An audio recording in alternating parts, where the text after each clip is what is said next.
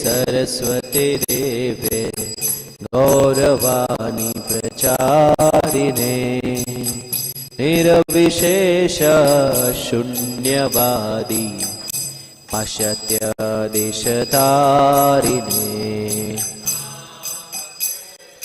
सरस्वती देवे गौरवाणी प्रचारिणे निर्विशेष शून्यवादी जय श्री कृष्ण चैतन्य प्रभु नित्यानंद श्री अद्वैत गदाधर श्रीवासादि गौर भक्तवृंद।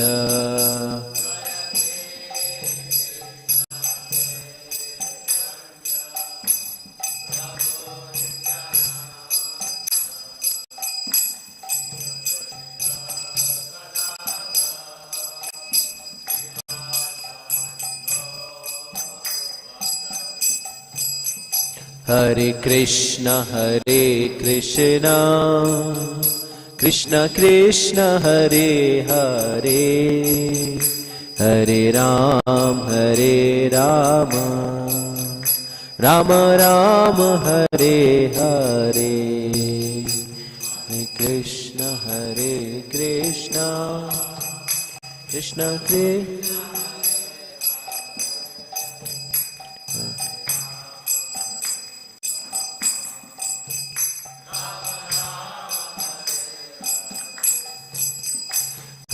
कृष्ण हरे कृष्ण कृष्ण कृष्ण हरे हरे हरे राम राम राम हरे हरे कृष्ण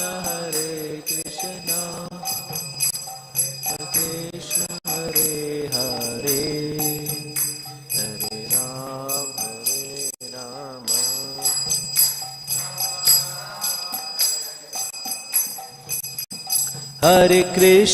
हरे कृष्ण कृष्ण कृष्ण हरे हरे हरे राम राम राम हरे हरे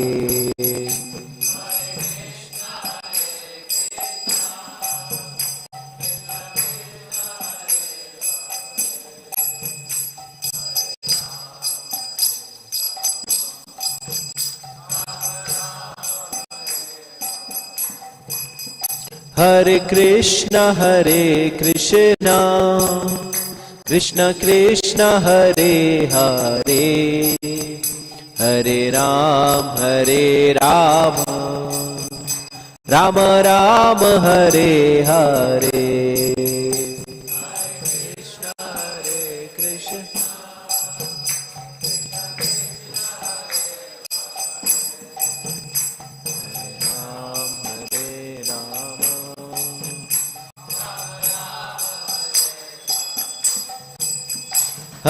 कृष्ण हरे कृष्ण कृष्ण कृष्ण हरे हरे हरे राम राम राम हरे हरे कृष्ण कृष्ण कृष्ण हरे हरे हरे राम राम राम हरे हरे हरे कृष्ण कृष्ण कृष्ण हरे हरे हरे राम राम राम हरे हरे कृष्ण कृष्ण कृष्ण हरे हरे हरे राम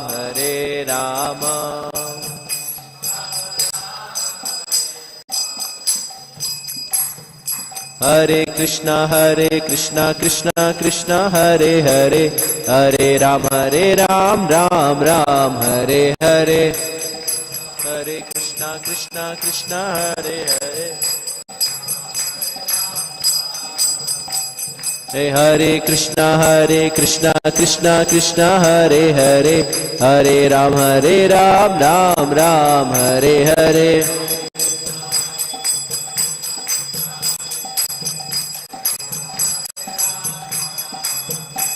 हरे कृष्णा कृष्णा कृष्णा हरे हरे, हरे राम राम हरे हरे,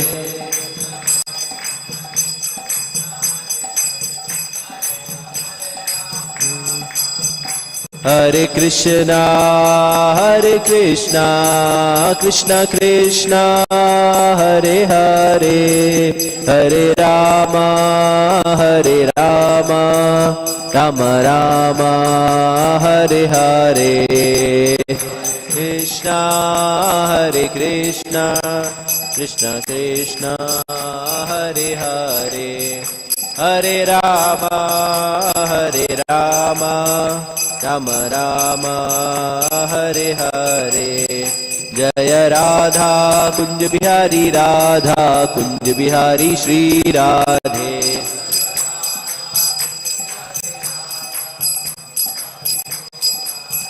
जय गौरानिताय जय गौरानिताय जय गौरानिताय,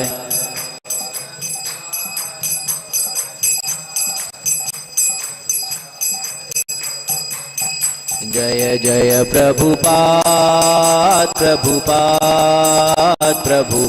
जय जय प्रभुपाद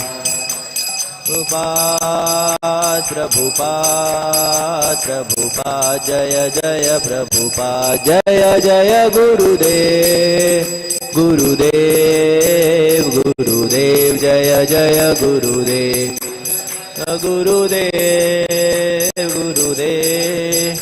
गुरुदेव जय जय गुरु। हरिनाम संकीर्तन की जय, जगत गुरु श्रील प्रभुपाद की, श्री गुरुदेव की जय, निताय गौर प्रेमानंदे। ओम अज्ञानतिमिरान्धस्य ज्ञानाञ्जनशलाकया चक्षुरुन्मीलितं येन तस्मै श्रीगुरवे नमः। श्रीचैतन्यमनोभीष्टं स्थापितं येन भूतले स्वयं रूपा कदा मह्यं ददाति स्वपदान्तिकं। वन्देऽहं श्रीगुरु श्रीयुतापदकमलं श्रीगुरु वैष्णवांश्च श्रीरूपं साग्रजातं सहगण रघुनाथान्वितं तं सजीवं साद्वैतं सावधूतं परिजनसहितं कृष्णचैतन्यदेवं श्रीराधाकृष्णपादान् सहगण ललिता श्रीविशाखान्वितांश्च।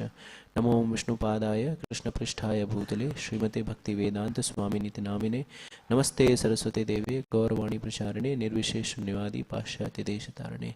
जय श्री कृष्ण चैतन्य प्रभु नित्यानंद श्री अद्वैत गदाधर शिवासादि गौर भक्तवृंद। हरे कृष्णा कृष्णा कृष्णा हरे हरे, हरे राम राम राम हरे हरे। हरे कृष्णा। सो प्रातःकालीन भागवतम सत्र में आप सभी लोगों का स्वागत है। सभी वरिष्ठ भक्तों से उनकी कृपा का आकांक्षी हूँ कि उनकी कृपा से मैं कुछ कह पाऊँ अपने शुद्धिकरण के लिए। तो श्लोक का वाचन करेंगे, उसके बाद उसकी विवेचना करने का प्रयास करेंगे। तो आज जो हम छठे स्कंद के तीसरे अध्याय के श्लोक संख्या 18 की विवेचना करेंगे। तो मैं पढ़ता हूँ, आप लोग दोहरा सकते हैं। भूतानि विष्णु सुरपूजितानि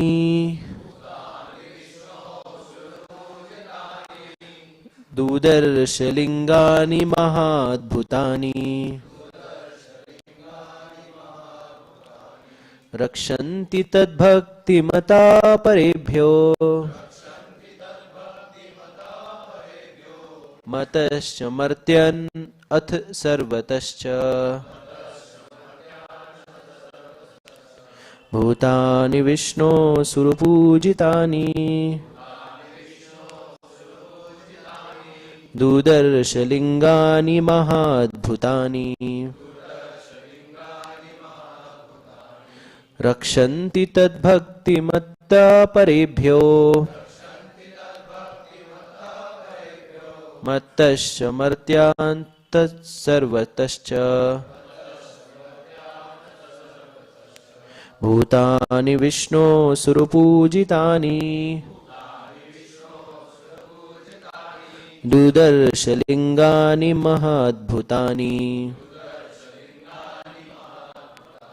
रक्षन्ति तद्भक्तिमता परेभ्यो मतश्च मर्त्यान् अथ सर्वतश्च। तो प्रभु जी लोग दोहराना चाहते हैं, दोहरा सकते हैं। भूतानि विष्णो सुरपूजितानि दुदर्शलिङ्गानि महाद्भुतानि रक्षन्ति तद्भक्तिमता परेभ्यो मत्तश्च मर्त्यात् सर्वतश्च।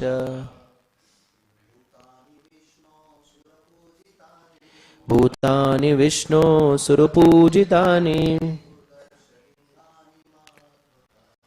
दुदर्शलिङ्गानि महाद्भुतानि रक्षन्ति तद्भक्तिमता परेभ्यो मतश्च मर्त्यानथ सर्वस्य। और कोई एक डिवोटी। भूतानि विष्णो सुरपूजितानि दुदर्शलिङ्गानि महाद्भुतानि रक्षन्ति तद्भक्तिमता परेभ्यो मतश्च मर्त्यानथ सर्वतश्च। माता जी आप दोहराएंगे।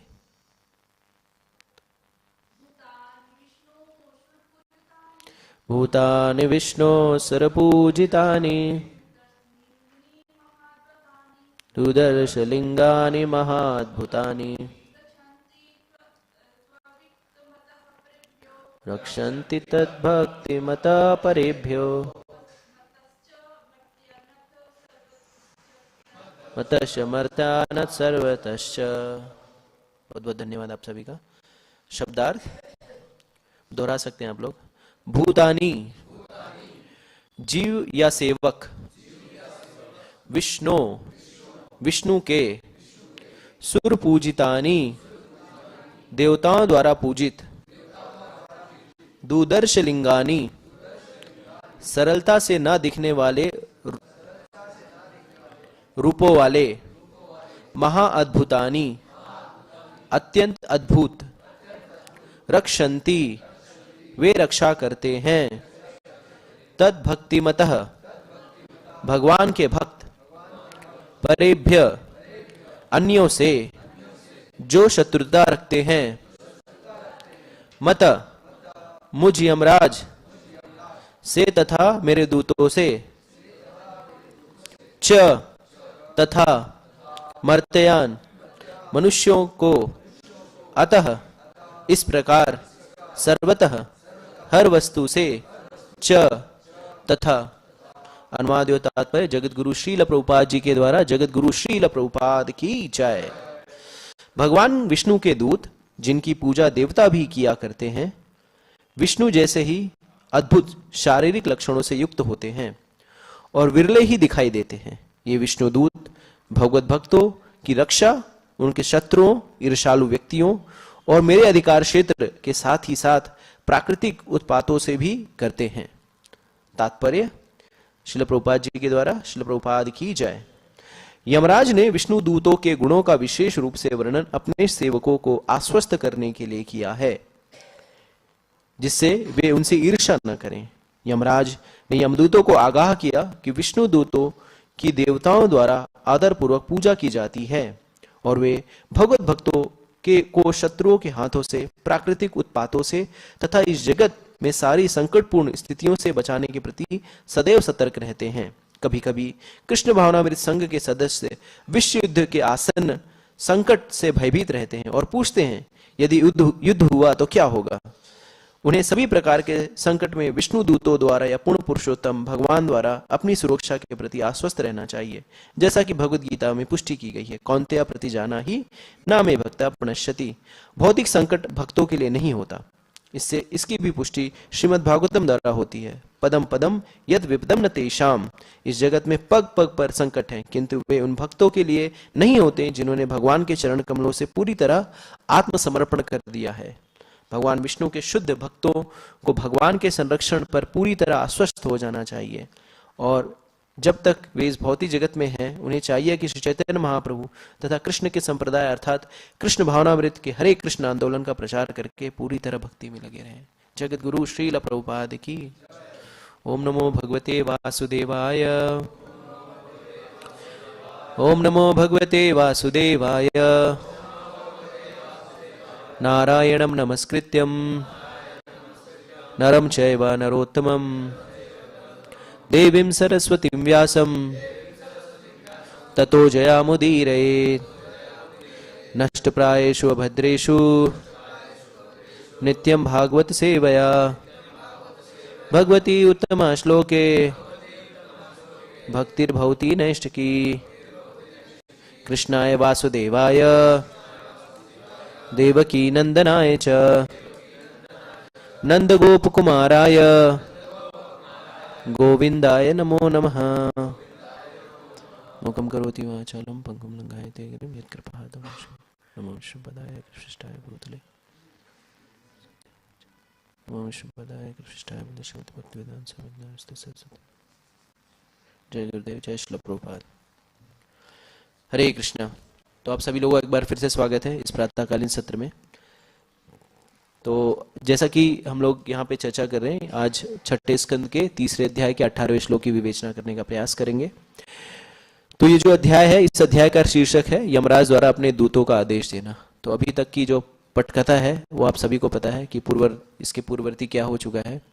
तो जैसा कि आप सभी जानते हैं कि अजामिल जो कि एक ब्राह्मण कुल में उत्पन्न हुआ व्यक्ति है और कुसंग के कारण वैसे असंग करता है, अंतोद्गत्वा बहुत सारे नियमों को तार तार करता है और मृत्यु के समय अपने पुत्र नारायण को याद करता है। और याद करने के कारण, जो कि भगवान को नहीं याद कर रहा है लेकिन अपने बच्चों को याद कर रहा है, और फिर यमदूत और विष्णुदूत आते हैं, दोनों में वार्तालाप होता है और यमदूत जो है विष्णुदूत यमदूतों से इस अजामिल ब्राह्मण को छुड़ा लेते हैं। और फिर अजामिल जो है वो प्रार्थना करने के लिए अनुग्रहित हो जाता है कि अब मैं कुछ प्रार्थना करूं। उसके पहले ही ये विष्णुदूत वहां से चले जाते हैं। फिर ये यमदूत जो कि जिन्होंने अभी तक इस तरह की कभी भी ऐसे परिस्थितियों का सामना नहीं किया था, आते हैं अपने बॉस के पास, यमराज के पास, और फिर उनसे पूछते हैं कि ये क्या हो गया, ये पहली बार ऐसा हुआ, आपके ऊपर भी कोई आपका सुपर बॉस भी है क्या? और फिर यमराज ऐसा आचरण में बताते हैं कि यमलोक में कोई कृष्ण कथा नहीं होती। और प्रभुपाद जी कहते हैं कि जब भक्तों से कोई कृष्ण के विषय में प्रश्न पूछता है तो भक्त बहुत उत्साहित हो जाते हैं। उसी तरह का उत्साह यमराज भी दिखाते हैं और फिर उन्हें अब एक भागवतम क्लास करने का मौका मिला है। तो उसी सिलसिले में हम यहाँ पे पहुंचे हैं जहाँ पर यमराज अपने मतहत कर्मचारियों को भगवान के विषय में कुछ ज्ञान दे रहे हैं। तो ये श्लोक जो है यहाँ पर जैसा कि कह रहे हैं कि भगवान विष्णु के दूत जिनकी पूजा देवता भी किया करते हैं, विष्णु जैसे ही अद्भुत शारीरिक लक्षणों से युक्त होते हैं। तो यहाँ पर विष्णु दूते के शारीरिक लक्षणों के बारे में बताना कि विष्णु दूत होते कैसे हैं। इसके उपरांत कहते हैं कि और विरले ही दिखाई देते हैं। तो ये बता रहे हैं कि विष्णु दूत जो है वो क्या है, रेयर है, सुदुर्लभ, जैसे भगवान कहते हैं ना समात्मा सुदुर्लभ। तो विष्णु दूत सुदुर्लभ है, भक्तों से ही रिलेट कर रहे हैं यमराज जी। ये विष्णु दूत भगवत भक्तों की रक्षा तथा शत्रुओं, ईर्षालु व्यक्तियों और मेरे अधिकार क्षेत्र के साथ ही साथ प्राकृतिक उत्पातों से भी करते हैं। तो एक यहाँ पे एक विवेचना थोड़ी सी कर रहे हैं विष्णु दूतों के विषय में। तो आप सभी लोगों को जानकर के आश्चर्य नहीं होना चाहिए कि इस विशेष श्लोक पर प्रभुपाद जी ने गोरखपुर में व्याख्यान दिया है। दो श्लोक, ये जो श्लोक है इसको 2 दिन एक बार पूरे श्लोक का व्याख्यान दिया था, उसके बाद आधे श्लोक का। तो उसी के संदर्भ को लेकर के उसी की सहायता से मैं कुछ बोलने का प्रयास करूंगा। तो जैसा कि यहाँ पर हमें समझ में आ रहा है कि विष्णुदूत और यमदूत, तो विष्णुदूत और यमदूत ये दोनों की तुलना श्रील प्रभुपाद जी सिविल पुलिस और पुलिस कांस्टेबल इन दोनों से करते हैं। जैसे कि एक सिविल पुलिस होती है, एनडीआरएफ जैसे होता है, जब कभी प्राकृतिक आपदा आती है तो ये लोग क्या करते हैं, जन सामान्य को बचाने के लिए बड़ी मात्रा में जाते हैं। और दूसरे होती है पुलिस कांस्टेबल, ये जो पेनल कोड को कार्य करते, जैसे हवलदार वगैरह होते हैं। तो हवलदार लोगों का कार्य क्या होता है? हवलदार लोगों का कार्य होता है क्रिमिनल्स को पकड़ना, जो कि गुंडे मवाली हैं, जो कानून को तार तार कर रहे हैं, उनको पकड़ना। तो श्रील प्रभुपाद जी उदाहरण देते हैं कि कैसे ये इस सिविल और इस पुलिस जो है उसको प्रभुपाद जी कंपेयर करके बताते हैं कि जो सिविल पुलिस होती है वो भगवान, ये विष्णुदूत जो है वो भगवान। तो उसी तरह से आध्यात्मिक जगत में भी दो व्यवस्था है, एक है आध्यात्मिक कानून और एक है भौतिक कानून। तो भौतिक कानून का जो पूरा कार्यभार है वो माया देवी संभालती है। और फिर कृष्ण प्रेम वैरवत का वर्णन करते हुए कहते हैं कि कृष्णा भूलिया जीव भोग वांछा करे, माया देवी पासाटे झापटिया धरे। तो कृष्ण को भूलकर जैसे ही व्यक्ति माया के पास जाने की चेष्टा करता है, भोग करने की चेष्टा करता है, वैसे ही प्रकृति के तीनों गुण उस पर कार्य करते हैं और वो माया के कानून द्वारा, प्रकृति के कानून द्वारा वो पकड़ लिया जाता है। तो प्रभुपाद जी बताते हैं कि विष्णु जिस तरह से विष्णु दूतों का कार्य है कि लोगों को संरक्षण देना, यमदूत क्या करते हैं? यमदूत जो दंड विधान है उसका पालन करते हैं। तो हम जो भी कर्म करते हैं, हम सारे जो भी प्राय जो लोग हैं, कर्मों के आधार पर सबकी अलग अलग गति निर्धारित होती है, और जो जैसा कर्म करेगा वो ऐसा कार्य करेगा, वो उसको ऐसा शरीर प्राप्त होगा, उसको कर्मफल मिलेगा। लेकिन इस चीज को, इस सारे प्रावधान को कौन क्रियान्वित करेगा? यमराज और उनके दूत। तो यमराज का कार्य क्या है? यमराज का कार्य क्या है कि जो भी दंड प्रणाली है उसके अनुसार जो भी दंड का विधान है व्यक्ति को दंड दिया जाए। जैसे कि 5वें स्कंद के आखिर में नरकों का वर्णन है, उसमें बताया जाता है किस तरह से क्या क्या गलत कार्य करने पर कौन कौन सा दंड मिलता है। और उसी दंड को सुन करके ये पूरा प्रसंग जो है, जो पोषणम के विषय में है, यहाँ पर हम इसका श्रवण कर रहे हैं। तो यहाँ पर प्रभुपाद जी बताते हैं कि हाँ, यहाँ पे बता रहे हैं कि ये जो विष्णु दूत है उन्हें सुर पूजितानी कहा गया है। तो सुर पूजितानी का व्याख्या करते हैं। तो सुर पूजितानी का अर्थ है कि जो विष्णु दूत होते हैं ये सारे देवी देवताओं के द्वारा पूजित होते हैं। तो विष्णु दूत का अर्थ हम भक्तों से लगा सकते हैं। तो चाणक्य पंडित कहते हैं कि एक जो ज्ञानवान व्यक्ति होता है वो हर जगह सम्माननीय है, उसी तरह से जो भक्त होता है वो हर जगह पूजा जाता है। जिसको भी आध्यात्मिक ज्ञान है वो हर जगह पूजा जाएगा। जैसे कि एक बहुत सीनियर भक्त है, मैंने उनसे पूछा कि जब आप ब्रह्मचारी आश्रम ज्वाइन कर रहे थे तो आपको कुछ महाराज ने पूछा था क्या? तो उन्होंने कहा कि हाँ पूछा था महाराज ने। तो मैंने कहा क्या पूछा था प्रभु? तो उन्होंने कहा कि मुझसे महाराज ने पूछा था कि अगर इस्कॉन बंद हो जाएगा या इस्कॉन ऐसी संस्था नहीं रहेगी तब आप क्या करेंगे? तो उस भक्त ने बहुत ही सुंदर उत्तर दिया जो कि बहुत ही हम सभी लोगों को इंस्पिरेशन देगा। उन्होंने कहा कि अगर इस्कॉन बंद हो जाए कोई बात नहीं, इस्कॉन तो सिर्फ एक इंस्टीट्यूट है, लेकिन ऐसा होगा नहीं, क्योंकि श्रील प्रभुपाद जी की वो है कि 10,000 वर्षों तक कोई भी इसको स्पर्श नहीं कर सकता। तो कहते हैं कि अगर इस्कॉन बंद हो जाए तो कोई दिक्कत की बात नहीं है। क्यों? क्योंकि प्रभुपाद की बुक्स जब तक हैं तब तक इस्कॉन जीवित है। तो श्रील प्रभुपाद जी एक व्याख्यान में कहते हैं कि अगर किसी भी कारणवश संस्था जो बिखर जाती है तो कोई भी व्यक्ति जिसके पास मेरी पुस्तकें हैं वो इस्कॉन को चालू कर सकता है, वो इस्कॉन को स्टार्ट कर सकता है। और फिर वो बताते हैं, वो कहते हैं कि मैंने कहा कि अगर कुछ भी हो जाए तो प्रभुपाद की बुक्स अगर मेरे पास है, हरिनाम मेरे पास है, तो मैं कहीं भी बैठ करके भजन करूंगा, कीर्तन करूंगा। और जब मैं भजन कीर्तन करूंगा, प्रचार करूंगा, तो मेरे खाने की रहने की व्यवस्था भगवान स्वयं ही कर देंगे।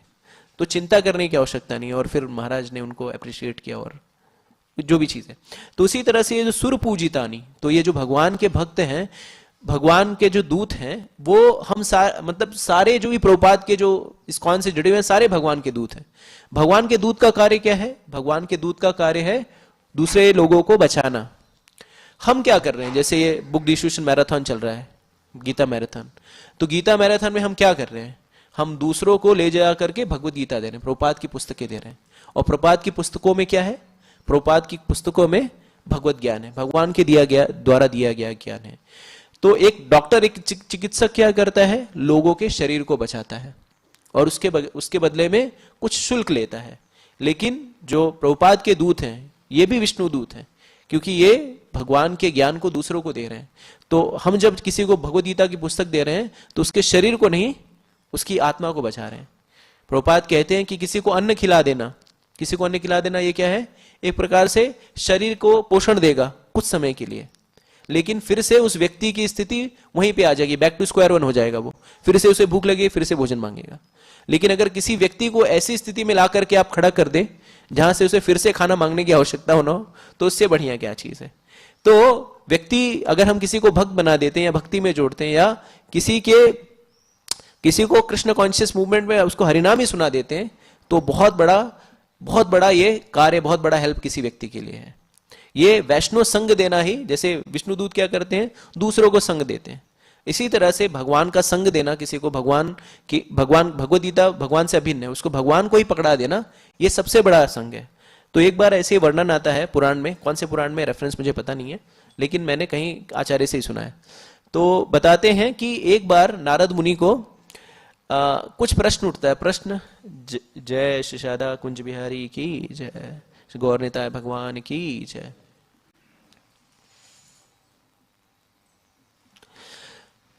तो आचार्य बताते हैं कि एक बार नारद मुनि को संशय उठता है। संशय ये होता है कि वैष्णव संघ की क्या महिमा है, या वैष्णव अगर संग देते हैं तो उसकी क्या महिमा है।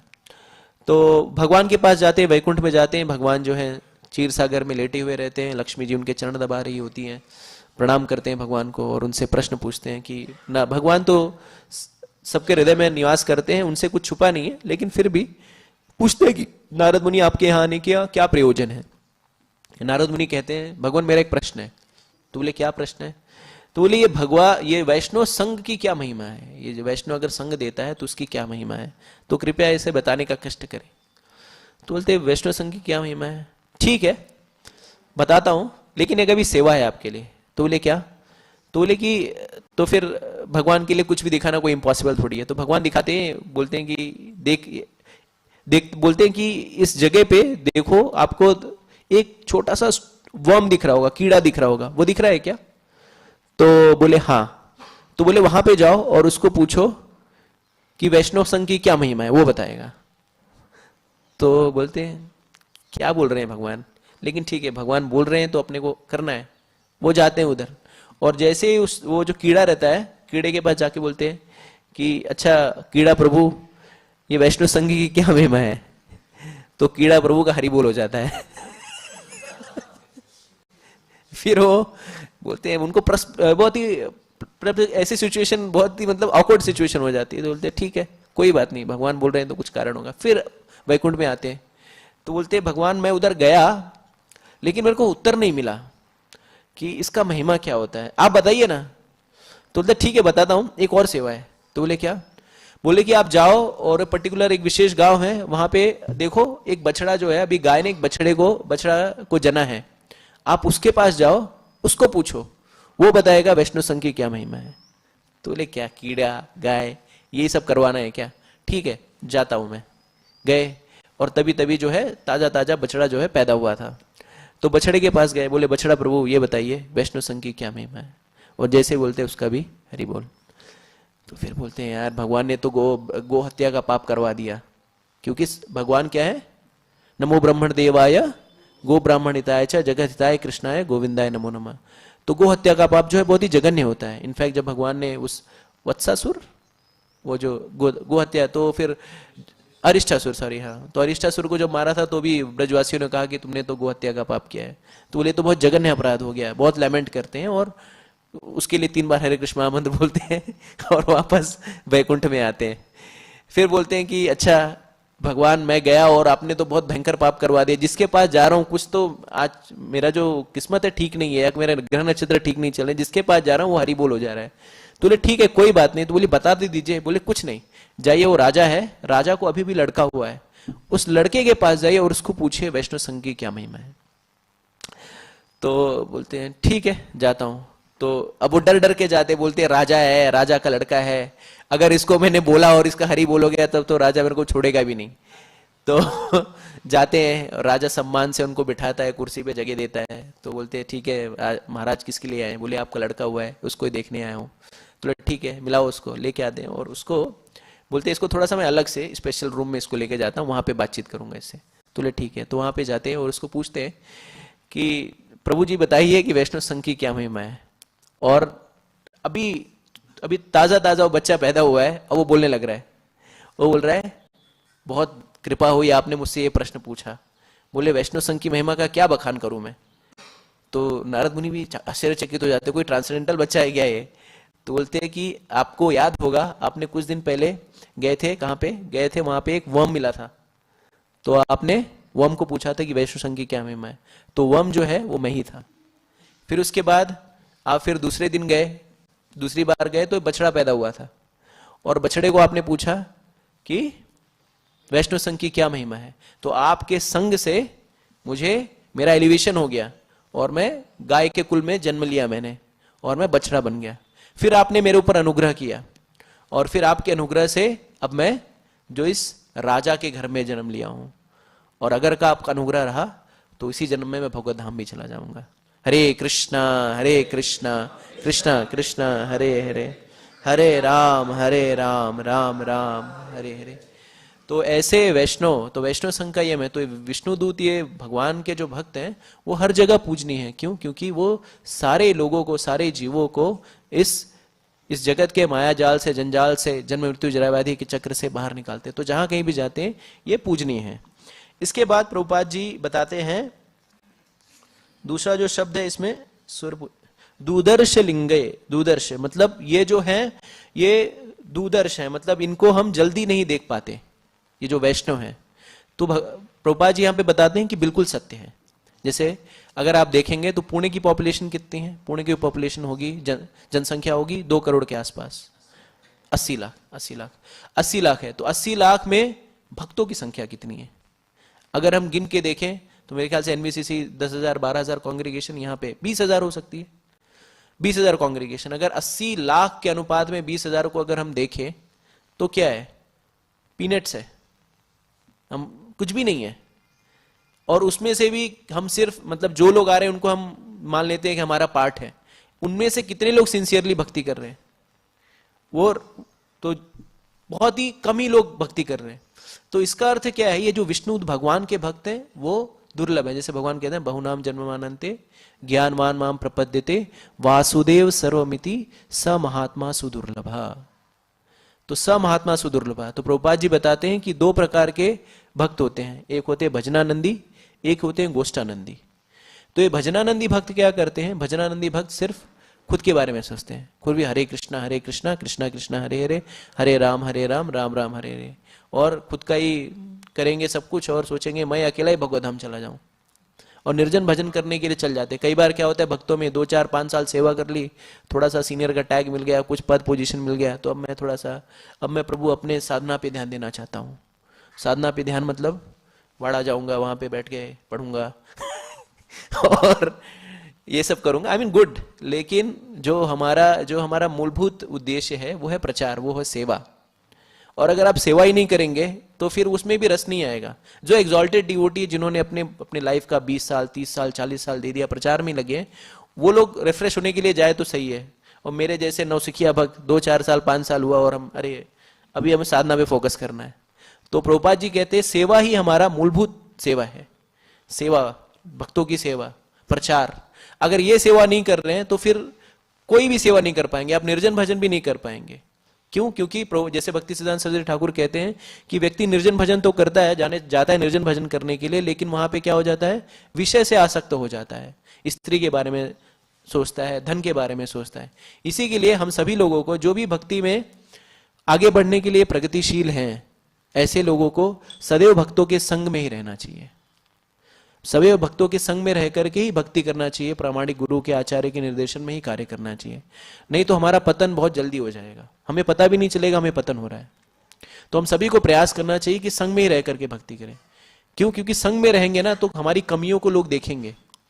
हमारे अंदर कोई कमी है तो कोई ना कोई भक्त आगे हमें आकर के करेक्ट कर देगा। लेकिन अगर आपके जीवन में कोई करेक्ट करने वाला नहीं है ना, तो आप भक्ति में कभी प्रगति नहीं कर सकते। तो प्रभुपाद जी एक लेक्चर में बताते हैं कि किस तरह से हरिद्वार में वो लोग, हरिद्वार में गुजरात में कहीं, तो सारे भक्त गए थे प्रभुपाद जी के साथ में। तो वहां पे बहुत सारे साधुओं ने अपनी अपनी कुटिया बना रखी थी। और तो प्रभुपाद जी के भक्त ने पूछा कि ये लोग क्या कर रहे हैं? तो उन्होंने कहा कि ये लोग जो है अब ये लोग पूरी तरह से सिंसियर होकर के यहाँ पर आत्म साक्षात्कार के लिए प्रयत्नशील हैं। तो कहते हैं ठीक है। और जैसे वो लोग जा रहे होते हैं तो बगल में देखते हैं कि एक कुटिया में से बीबीसी लंदन चल रहा होता है, बीबीसी लंदन अखबार, मतलब दुनिया में ये चल रहा है वो चल रहा है, यहाँ पे इराक ने इराक को मार दिया, अर्जेंटीना वर्ल्ड कप जीत गया, इंडिया हार गई, ये सब चल रहा है, न्यूज़ चल रहा है उसमें। तो फिर वो बोलते अच्छा ये क्या चल रहा है, तो बोले कि उस साधु को जाको पूछो वो कर क्या रहा है। तो एक भक्त जाता है, पूछता है कि आप क्या करने आए हो यहाँ पे, तो बोलते हैं कि मैं आया हूँ आत्म साक्षात्कार करने के लिए, मैंने सब कुछ से विरक्ति ले लिया है, अब जो है भक्ति करके भगवत धाम प्राप्त करने की मेरी आकांक्षा है। तो कहते ठीक है। तो बोले ये बीबीसी लंदन कैसे हेल्प करेगा इसमें तो ये बीबीसी लंदन सुनने की क्या आवश्यकता है। तो बोले कि बीबीसी लंदन इसलिए सुनता हूं ना क्योंकि भक्ति तो ठीक है लेकिन दुनिया में क्या चल रहा है ये भी तो पता होना चाहिए तो आप सोचिए कि कोई व्यक्ति जब इस तरह से अलग से जब कार्य करता है, अलग से सेवा करने का प्रयास करता है या भक्तों के संग से विलग हो जाता है, तो इसी तरह की अभ्रांतियां जो है अपने जीवन में लेके आता है। हम लोग को यह सदैव ध्यान रखना चाहिए कि हम सारे लोग जो भी हैं, हम भक्ति हैं, और भक्त और कम भक्त दोनों में ज्यादा अंतर नहीं है, लेकिन हम भक्त हैं और सारे भक्त कम से कम ये हमें अप्रिशिएट करना चाहिए, ये अपने भक्तों को अनुग्रहित होना चाहिए कि कम से कम वो बाहर के जो लोग हैं उनसे तो लाख गुना अच्छे हैं। हमारे भक्तों में ऐसे नहीं कि सब साधु ही हैं, सब एकदम शुद्ध भक्त हैं, सबके अंदर कोई ना कोई कमियां हैं, हम सबके अंदर। जैसे महात्मा प्रभु बताते हैं कि जब वो ऐसे एक लेटर, एक स्टोरी लिखते हैं, काफी फेमस है, सभी लोगों को पता होगा मे भी, तो उसमें बोलते हैं कि क्या होगा जब हम वैकुंठ पहुंचेंगे या गोलोक पहुंचेंगे। तो बताते हैं कि जैसे वो अपना अपना रियलाइजेशन बताते हैं कि वो जब जाते हैं गोलोक धाम में, तो जैसे एंटर करते हैं तो वहां पे देखते हैं कि बहुत सारे लोग दिख रहे हैं उसको, उनको दिख रहे अरे अरे ये सेक्रेटरी, ये तो बहुत पैसे चोरी करता था मंदिर का, अरे वो देखो वो व्यक्ति, वो तो कुछ भी ठीक से नाम जप नहीं करता था, मोबाइल देख देख के नाम जप करता था, ये भी गोलोक में पहुंच गया है। फिर ऐसे सब भक्तों में देखते हैं वो कि अरे इसके अंदर ये कमी थी, ये भी गोलोक पहुंच गया, ये भी गोलोक पहुंच गया, सारे लोग गोलोक पहुंच गए। और वो बोलते हैं कि मैंने इन लोगों को देखा और मैंने सोचा कि ये लोग कैसे यहां पे गोलोक में पहुंच गए। और आयरोनिक क्या कह सकते हैं कि उसके उलट वो सारे भक्त भी यही देख रहे थे कि ये व्यक्ति यहां पे कैसे पहुंच गया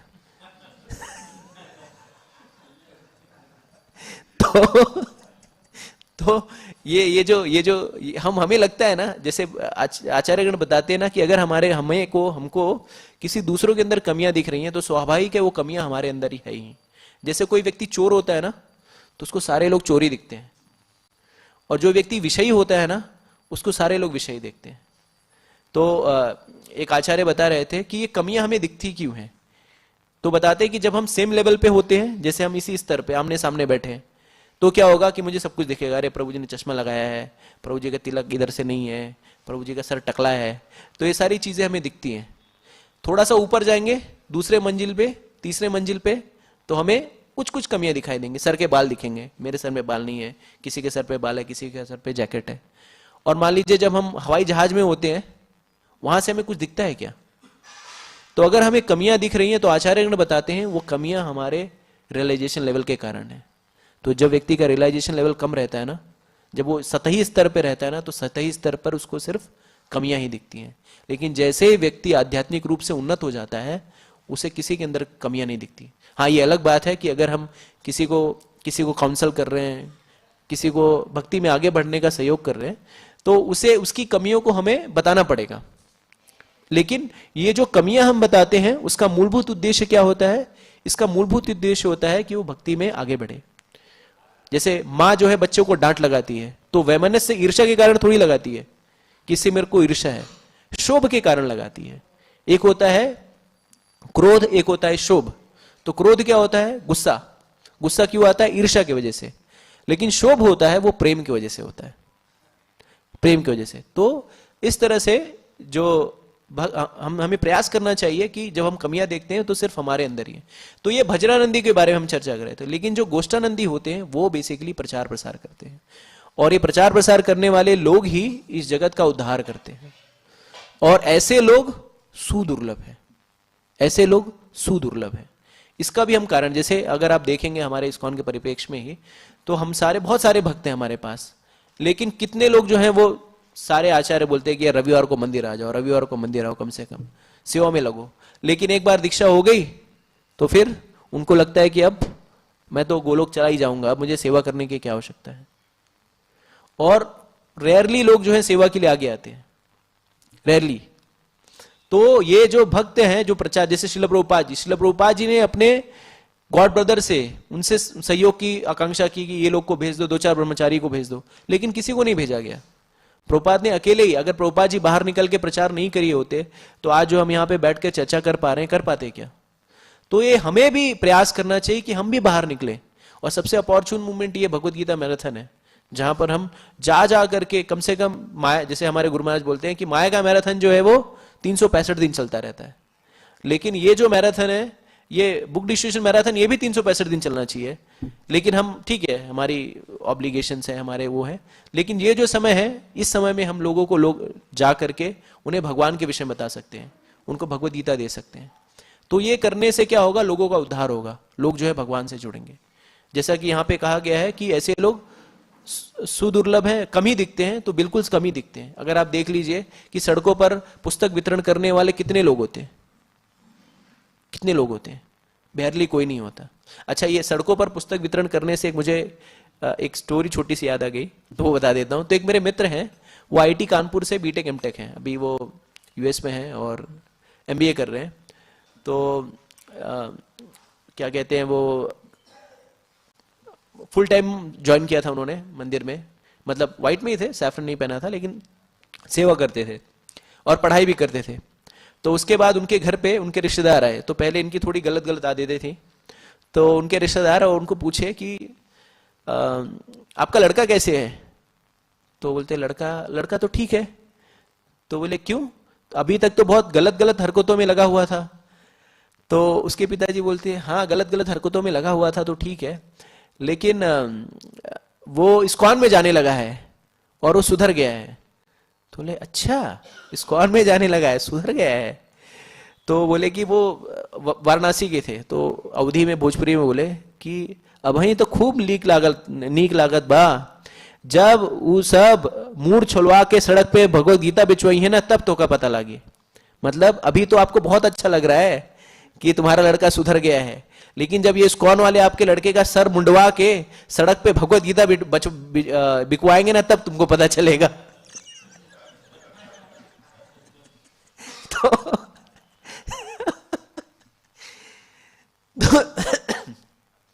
तो इस तरह से अगर हम देखें तो भगवान के भक्त जो हैं, जो प्रचार कार्य में लगे हुए हैं, ऐसे लोग जो हैं बहुत ही रेयर हैं। ठीक है, चौथी चीज यहां पे प्रभुपाद जी बता रहे हैं, महाअद्भुतानी। यहां पे श्लोक में महाअद्भुतानी, तो महाअद्भुतानी का अर्थ है कि ये जो भक्त होते हैं ये अलग अलग साइज एंड शेप्स में आते हैं। सारे भक्त जो हैं वो सिर्फ शुद्ध भक्ति की आकांक्षा करें ऐसा नहीं है, सब लोग अलग अलग इच्छा से आते हैं, लेकिन फिर भी ऐसे भक्त पूजनीय होते हैं। कम से कम ये भगवान की पूजा में तो लगे हैं।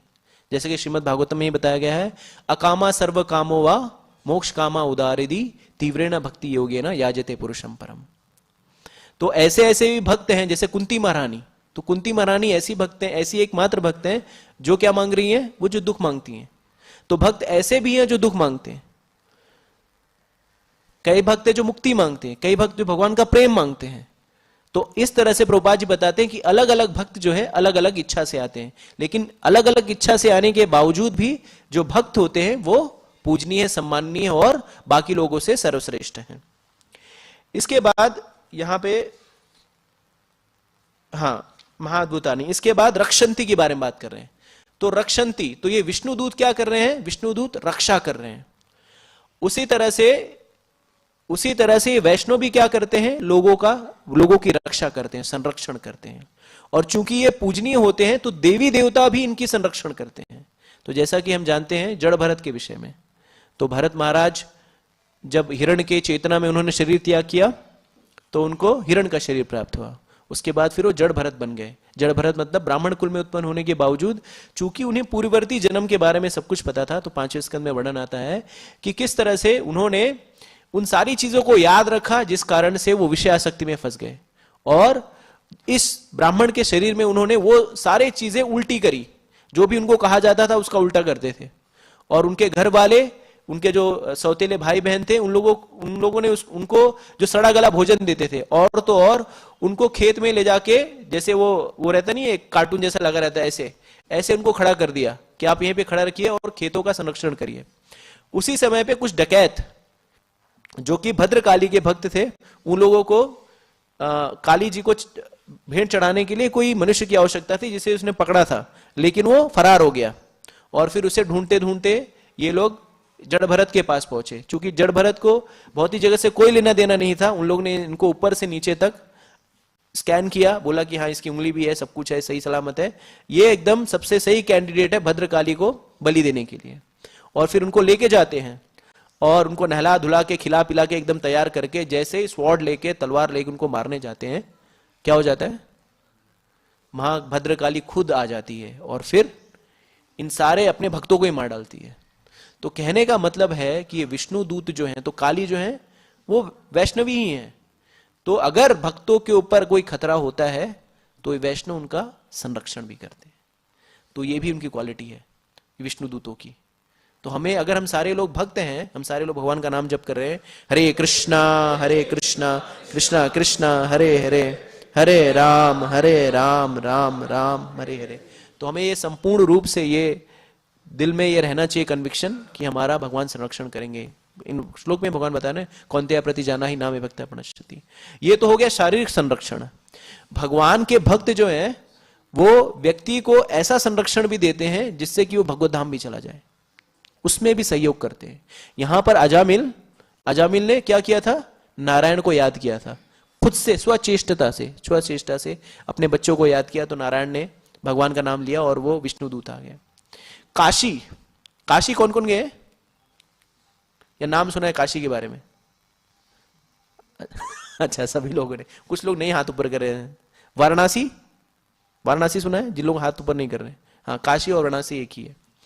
तो वाराणसी एक ऐसी जगह है जहां पर विष्णु दूत या भगवान के भक्त व्यक्ति को भगवत धाम जाने की व्यवस्था करते हैं। तो पता नहीं आप लोगों को पता है या नहीं, काशी की ये महिमा है कि काशी में अगर कोई व्यक्ति शरीर त्याग करता है तो यहां पे हमें खुद याद करना पड़ता है, अंत काले च माम एवं स्मरण मुक्त कलेवरम या प्रयाति समद भावम याति नास्ते संशया। तो हमें एफर्ट लगाना पड़ेगा, हमें चेष्टा लगानी पड़ेगी, हमें हरे कृष्णा कृष्णा कृष्णा हरे हरे, हरे राम राम राम हरे हरे, ये जप करना पड़ेगा।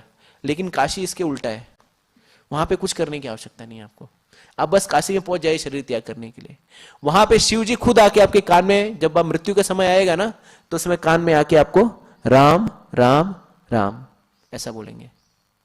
तो हम नहीं याद करेंगे, विष्णु भक्त जो है, विष्णु जो वैष्णव नाम यथा शंभु, जो परम वैष्णव है, वो हमको हेल्प करेंगे। तो ऐसा करते हैं हम लोग, सब छोड़ते हैं और चलते हैं काशी।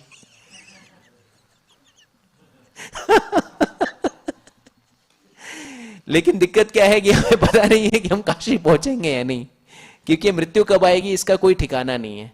तो हमें रिस्क नहीं लेना है। काशी एक ऑप्शन है, लेकिन इसका कोई गारंटी नहीं है ना कि कब मृत्यु आएगी। तो इसके लिए हमें देखते हैं कि भगवान भक्तों को ले जाने के लिए कितने वो हैं। जैसे कल ही भागवतम क्लास में चर्चा हो रही थी कि कहा जाता है कि भगवान, प्रभुपाद जी बताते हैं कि भगवान जो है इस भौतिक जगत के लोगों को सुलभ होने के लिए अर्चा विग्रह के रूप में प्रकट होते हैं, ठीक है। लेकिन अर्चा विग्रह का जो रूप है उसकी सेवा करने के लिए भी कुछ क्वालिफिकेशन चाहिए। यहां पे बहुत सारे भक्त जो है अल्टर में नहीं जा सकते, उनको क्या चाहिए, ब्राह्मण दीक्षा चाहिए, कम से कम ब्राह्मण दीक्षा चाहिए।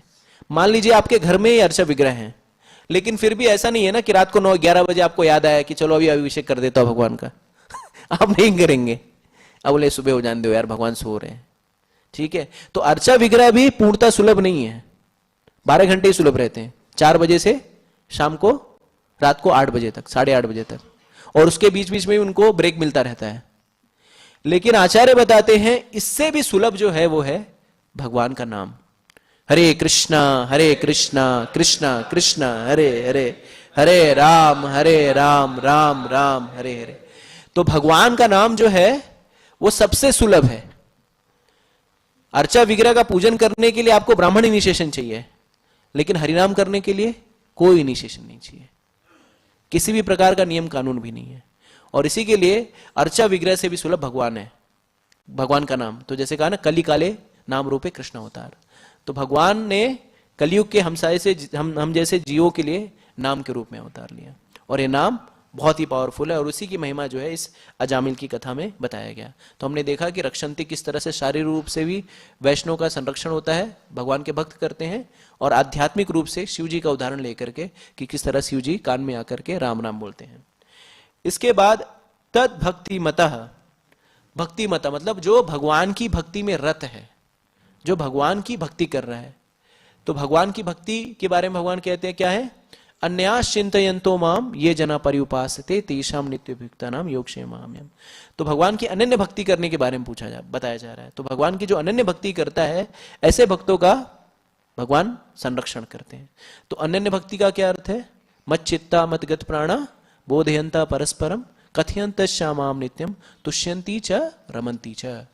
जो उसमें ओत प्रोत हो जाए, जैसे कि ये शर्ट जो है, ये शर्ट किससे बना है, धागे से बना है, लेकिन ये धागे क्या है, इसमें ओत प्रोत है।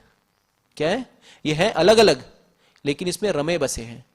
उसी तरह से जो इस तरह से भगवान की भक्ति में रमा बसा है, भगवान उसका अवश्य संरक्षण करते हैं। और कलयुग में ओत प्रोत होने के लिए सबसे सरल तरीका क्या है, भगवान का नाम जप। हरे कृष्णा कृष्णा कृष्णा हरे हरे, हरे राम राम राम हरे हरे। तो जैसा नवधा भक्ति में प्रभुपाद जी कहते हैं जो तीन चीजें सबसे महत्वपूर्ण है वो है श्रवणम, कीर्तनम और विष्णु स्मरणम। श्रवणम जो है वो हमारी भक्ति की आधारशिला है और इसी के आधार पर हमारा कीर्तनम होता है और फिर अंतोदगत्वा स्मरणम होगा। तो स्मरणम तभी हो पाएगा जब ये श्रवणम और कीर्तनम में हम ओत प्रोत होंगे, रचे बसे होंगे। अगर ये जैसे ये सब जो है ना, दो धागे हैं, ये जो शर्ट हमारा बना है दो धागों से उत्प्रोत है, तो उसी तरह से स्मरणम जो है वो किससे उत्प्रोत है, श्रवणम और कीर्तनम से। तो अगर इस तरह से अगर श्रवणम या कीर्तनम से उत्प्रोत नहीं है तो स्मरणम नहीं हो पाएगा। या तो हम काशी जाएं तब शिव जी स्मरण करा देंगे ठीक है इसके बाद परेभ्यो, तो किससे संरक्षण करते हैं, ईर्षालु व्यक्ति से, ईर्षालु व्यक्ति से। तो जैसे साधु का क्या लक्षण होता है, साधु का लक्षण होता है तितिक्षुआ कारुणिका सुहृदम सर्वदेही नाम अजात शत्रु शांतैव साधु साधु भूषणम। अजात शत्रु जिसका कि कोई शत्रु ना हो, लेकिन भक्तों का क्या बोलना, भगवान के शत्रु बहुत सारे हैं। भगवान ने जब अवतार लिया उसके बाद पूतना, अरिष्टासुर, बकासुर, पता नहीं कितने सुर रोज आते थे। एक आचार्य बताते हैं कि अपने पूरे जब तक वो ब्रज में थे तब तक 11,000 कुछ राक्षसों का वध किया था। और प्रतिदिन जो है ब्रेकफास्ट में, जैसे हम लोग कुछ खाते हैं, लंच में खाते हैं, डिनर में खाते हैं, वैसे उनके ब्रेकफास्ट में कोई राक्षस आ गया, उसका वध करना पड़ा। इस तरह से हो रहा है। तो भगवान के शत्रु हैं और भक्तों के शत्रु नहीं होंगे, ऐसा हो ही नहीं सकता। जब हम भक्ति की शुरुआत करते हैं तो बाहर वालों को छोड़ दे, हमारे घर वाले शत्रु बन जाते हैं, हमारे घर वाले शत्रु बन जाते हैं। तो शत्रुओं का क्या कहना है, ईर्षालु व्यक्ति का क्या कहना है। और ईर्षा कहते हैं कि ईर्षालु व्यक्ति जो है, आचार्य बताते हैं, प्रभुपाद जी कहते हैं कि अगर सांप, प्रभुपाद जी कहते हैं, सुने कहीं पे मैंने, उसमें कहा जाता है कि अगर सांप और ईर्षालु व्यक्ति है, प्रभुपाद जी बोलते हैं हाँ, तो ईर्षालु व्यक्ति को पहले मारो क्यों, क्योंकि सांप को ना वो आएगा ना, वो सपेरा आएगा, उसको कंट्रोल में कर लेगा, लेकिन ईर्षालु व्यक्ति को कोई कंट्रोल में नहीं कर सकता, कोई कंट्रोल में नहीं कर सकता ईर्षालु व्यक्ति को। तो ईर्षालु व्यक्तियों से हमें बचाया जाता है। ठीक है, समय की बाध्यता को देखते हुए मैं संक्षेप में कर रहा हूं। और फिर ईर्षालु व्यक्ति से और मेरे अधिकार क्षेत्र के साथ ही प्राकृतिक उत्पादों से भी करते हैं। तो प्राकृतिक उत्पादों से भी, जो प्राकृतिक उत्पाद होते हैं, जो 3 ताप समझ लीजिए, उससे भी भगवान के भक्त हमारा संरक्षण करते हैं। तो जब तक हम भक्ति में नहीं आए होते हैं तो हमें सारे कष्ट, सारे कलेश जो है बहुत दुखदायी लगते हैं, लेकिन जैसे हम भक्ति में आते हैं हमें पता चलता है ये जगत जो है दुखालय शाश्वतम है, भगवान का नाम जब सर्वोपरि है, तो फिर दुख आते हैं लेकिन उन्हें हमें लड़ने की क्षमता मिलती है। कई बार प्रभुपाद जी एक आखिरी पॉइंट में अभी 2 मिनट है, लेकिन मैं आखिरी कुछ एक लास्ट पॉइंट में यहाँ पे बताना चाहता हूँ। कई बार हमें ये गलत अवधारणा हो जाती है कि भक्ति करने का अर्थ है कि हमारे जीवन में कोई कलेश नहीं आएगा, कोई प्रॉब्लम्स नहीं आएगी, लेकिन ये अवधारणा जो है गलत है। अगर मैं नाम जप करूंगा तो सब कुछ सही चलेगा, धंधे में बहुत प्रॉफिट होगा, लड़का जो है टॉप कर जाएगा, लड़की की शादी मिल जाएगी, अच्छा दामाद मिल जाएगा, सब कुछ अच्छी व्यवस्था हो जाएगी। ये सोचना सिर्फ एक गलत अवधारणा है। अगर आप लोगों को पता होगा तो जब तक आविर्भाव नहीं लिए थे, जब तक भगवान ब्रज में नहीं आए थे, तब तक वहां के सारे जो लोग थे बहुत खुशहाल थे, चिल मार रहे थे, खाते पीते थे, गाय चराते थे, वो ऐश करते थे। लेकिन जैसे ही भगवान उनके जीवन में आए, क्या हुआ? रोज प्रॉब्लम। कभी पूतना आ जा रही है, कभी अरुष्टासुर तूफान के आ रहा है, उनकी झोपड़ी को उड़ा के ले जा रहा है। हाँ, आप सोचिए, अब तो झोपड़ी रह नहीं गई, गांव में भी अब सब पक्का घर बना लिया है, लेकिन झोपड़ी बांधने के लिए पूरा गांव आता था। वो जो छज्जा होता है ना, उसको छप्पर बोलते हैं, तो पूरा गांव आता था छप्पर को उठाने के लिए। पता नहीं आप लोगों ने, किसी ने देखा है क्या छप्पर उठाना है? छप्पर उठाया किसी ने? आपने छप्पर उठाया, बाकी लोगों ने छप्पर नहीं उठाया। क्या है, आधा जीवन तो चला गया। तो छप्पर उठाने की जो विधि होती थी, उसमें पूरा गांव आता था। और उसमें क्या होता है कि जब छप्पर उठाते हैं ना, तो गांव के कुछ लोग मस्ती भी करते हैं। तो कुछ लोग क्या करते हैं, छप्पर ऊपर ऐसा ऐसा ऊपर करते हैं कि ऊपर जाए, और कुछ लोग उसको खींचते हैं कि ऊपर ना जाए। तो छप्पर उड़ जाता था, कभी बाढ़ आ जाती थी। लेकिन ये लोगों ने कभी भी भगवान से कंप्लेन नहीं किया, या नंद महाराज को ये जाके नहीं बोला कि आपका लड़का जो है ना पनौती है या नरपुंडी है, जब से आया है तब से प्रॉब्लम से आ रहा है हमारे जीवन में। ऐसा कभी नहीं बोला भगवान। तो उसी तरह से हमारे जीवन में जब कृष्ण आएंगे तो हलचल मचेगी। लेकिन जैसे जब व्रजवासी थे, वो लोग को पूरा फेथ था कृष्ण के ऊपर, रक्षति थी विश्वासो, कृष्ण के ऊपर पूरी श्रद्धा थी कि भगवान मेरा संरक्षण करेंगे, इसलिए वो चिलैक्स रहते थे। तो हमें भी चिलैक्स रहना है और नाम जप करना है, हरे कृष्णा कृष्णा कृष्णा हरे हरे, हरे राम राम राम हरे हरे। जगत गुरु श्रील प्रभुपाद की जय।